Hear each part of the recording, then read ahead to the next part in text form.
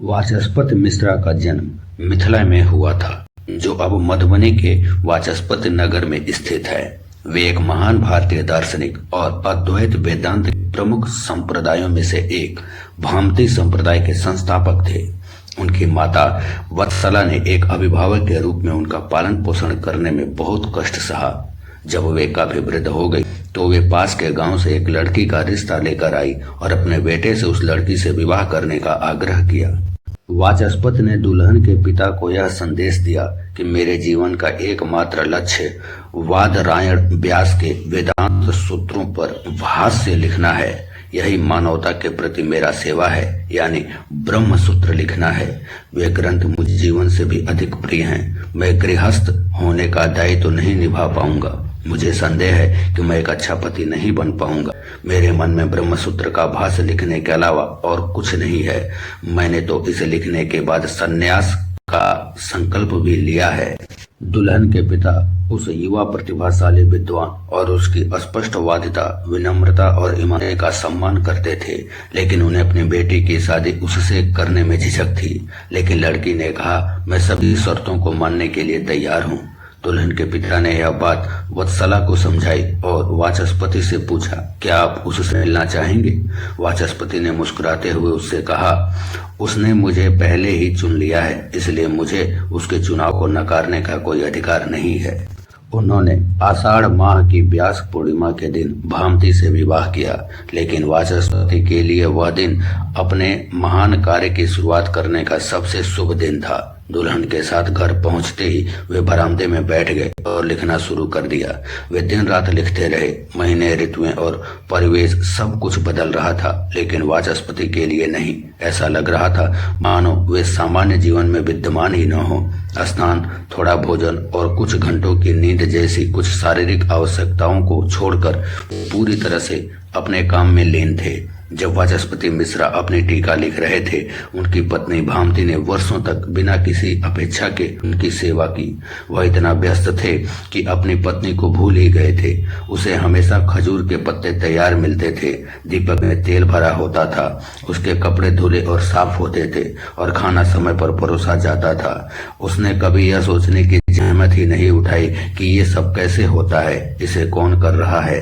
इतने सालों तक उसने इसके अलावा कुछ नहीं सोचा, कुछ नहीं देखा और कुछ नहीं सुना। एक रात जब उनकी टीकाओं की पुस्तक पूरी हो गई तो वाचस्पति अपने आसन से उठने ही वाले थे कि अचानक दीपक की रोशनी में उन्होंने देखा कि एक स्त्री चुपचाप उन्हें भोजन परोस रही है। उन्होंने उनसे पूछा, तुम कौन हो और इस समय यहाँ क्या कर रही हो? उसने जवाब दिया, आप टीकाएं लिखने में इतने मगन थे कि आप यह पूरी तरह भूल गए कि कई साल पहले आपने मुझसे शादी की थी। मैं भामती हूँ, आपकी पत्नी। वाचस्पति यह जानकर स्तब्ध रह गए कि उनकी पत्नी इतने वर्षों से उनकी सेवा में तत्पर थी और उन्हें इसका एहसास भी नहीं था।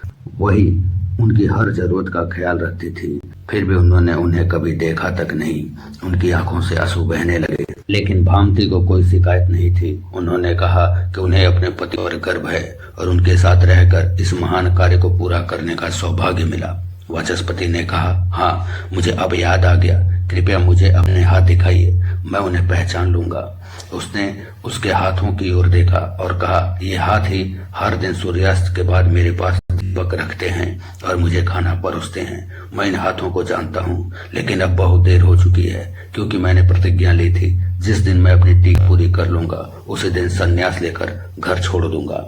वाचस्पति ने अपनी पत्नी के प्रति अपार कृतज्ञता व्यक्त करते हुए कहा, आप एक दुर्लभ महिला हैं। भामती ने कहा, आपको परेशान करना बहुत ही अनुचित होता, इसलिए मैं इंतजार कर रही थी। लेकिन चिंता मत कीजिए, मैं कभी आपके रास्ते में नहीं आऊंगी। मेरे लिए इतना ही काफी है कि मुझे आपकी सेवा करने का मौका मिला और मुझे पता है कि आप मुझसे प्रेम करते हैं। यही मेरे जीवन भर के लिए काफी है। वाचस्पति मंत्रमुग्ध हो गए और उन्होंने कहा, मेरे जैसे कई टीकाकार हो सकते हैं, लेकिन आप जैसी निस्वार्थ प्रेम, धैर्य और महान हृदय वाली महिला कोई नहीं पा सकता। मैं इस टीका संग्रह का नाम भामती रखूंगा, ताकि जो भी इसे पढ़े वह आपको अवश्य याद रखे। अपनी महान पत्नी के बलिदानों को श्रद्धांजलि अर्पित करते हुए उन्होंने अपनी पुस्तक का नाम भामती रखा।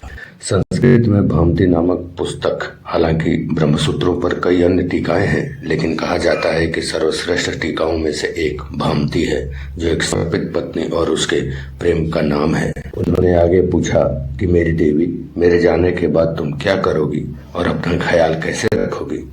मुस्कुराते हुए उसने उत्तर दिया, जिसने मुझे आपके पास लाया और आपकी सेवा करने का यह मौका दिया, वह मेरा ख्याल रखेगा। काम के प्रति आपकी निष्ठा और ईमानदारी मुझे हमेशा प्रेरित करती रहेगी।